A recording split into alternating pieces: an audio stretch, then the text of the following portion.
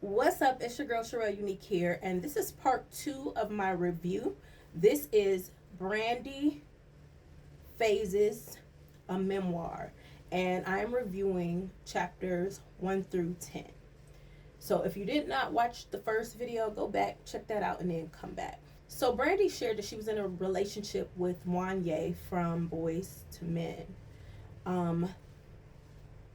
When that relationship began, she was 15 and he was 21. And technically, that's grooming because she's a minor and he is an adult. By the time she turned 16, he would say things like, "I can't believe my girlfriend is 16." And of course, to her, she didn't really know what that meant. And he would tell people that they're going to start their relationship when she turns 18. So that's what he was trying to present, but really they started their relationship when she was 15 years old. Brandy went in. She went in on Wanye. I was not expecting this. But yeah, she talked about how she was really in love with him. And her mother was like, that's not love that you're feeling. And she noticed like he gave her his beeper number. So that way he could control when he would speak to her. And he'd do things like try to humble her down. Like they'd listen to music together. He'd be like, "Well, how come you don't sing like this person sung on this part of their song? You should do that. Well, when you sing, you should do this."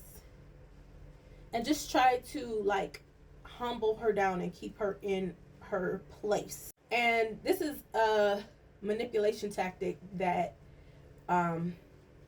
some bad men and women do to try to keep you low emotionally. And that way you don't get bigger than the program, you don't get bigger than them, you know what I'm saying? You kind of stay in your place, so to speak. And let me just say this. Wanye is a spectacular singer, but I will listen to 15-year-old Brandy over Wanye any day. Brandy was talking about how she was out driving one day and she saw him in the car with another woman. He's running his fingers through that woman's hair, and he basically ended up admitting that he cheated on her the whole time. And she felt used, and she really felt bamboozled. She had given her virginity to him under the thought that this is something I'm doing with somebody that I love, and I want to please him. So her virginity became about him and his needs and less about her and her wants, really. And it was all under this whole fake relationship, so to speak.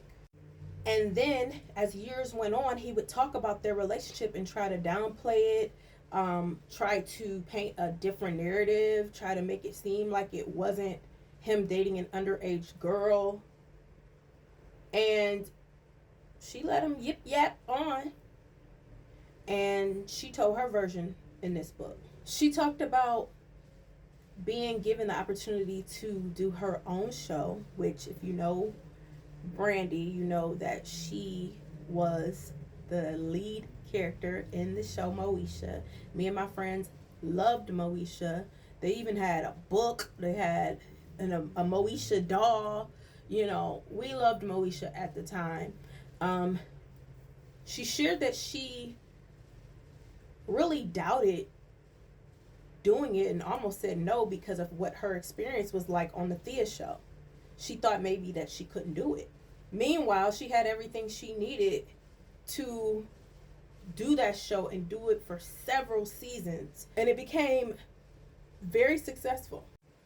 She talked about being so young and almost giving up her childhood for her dream.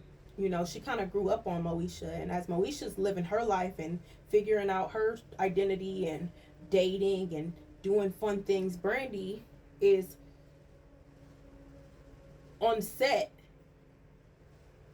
working. And then when she's not on set working, she's at the studio singing. So she said yes, yes, yes, yes, yes to so many things that she ended up burning herself out. And then there was no line drawn between who Moesha was and who Brandy was. And in my opinion, unpopular, I watched Moesha as an adult and I was like, dang, Moesha's she's a little bit of an asshole. You know what I'm saying? She was mean to her friends, you know, body shaming her friends, calling her friends dumb. Like, she was wilding on that show. But as a teenager, I didn't see any of this, and I loved it. And she kind of hit on that. She touched on some of those things where they had to try to keep up with the what was the trend in comedy at that time, and but also her being a positive role model too. It was an interesting dichotomy.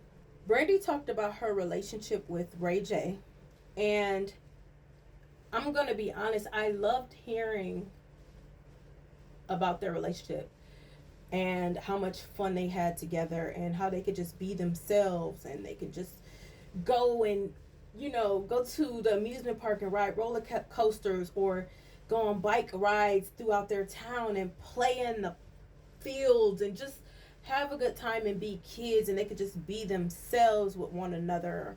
And how he's really her best friend.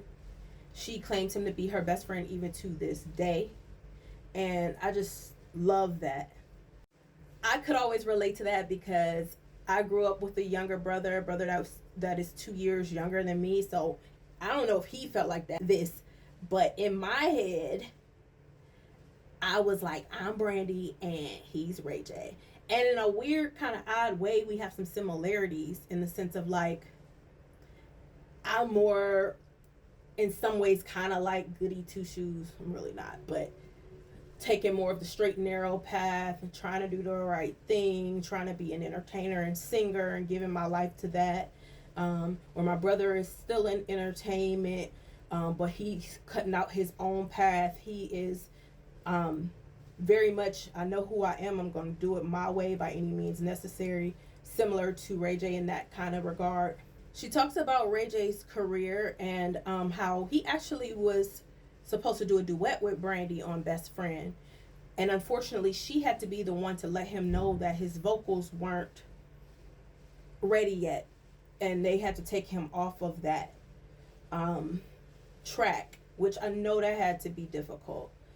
And he struggled with just being overlooked. And I know that's hard when success is finding you, but somebody you're so close with that you deem to be so talented is constantly being overlooked by your shadow or just in general.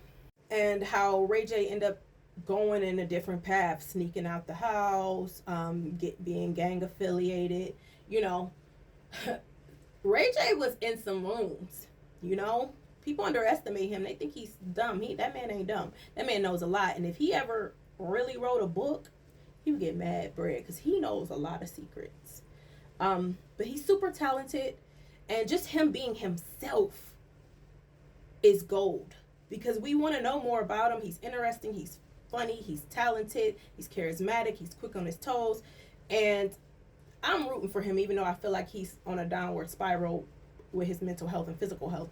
I'm rooting for him, and I want the best for him.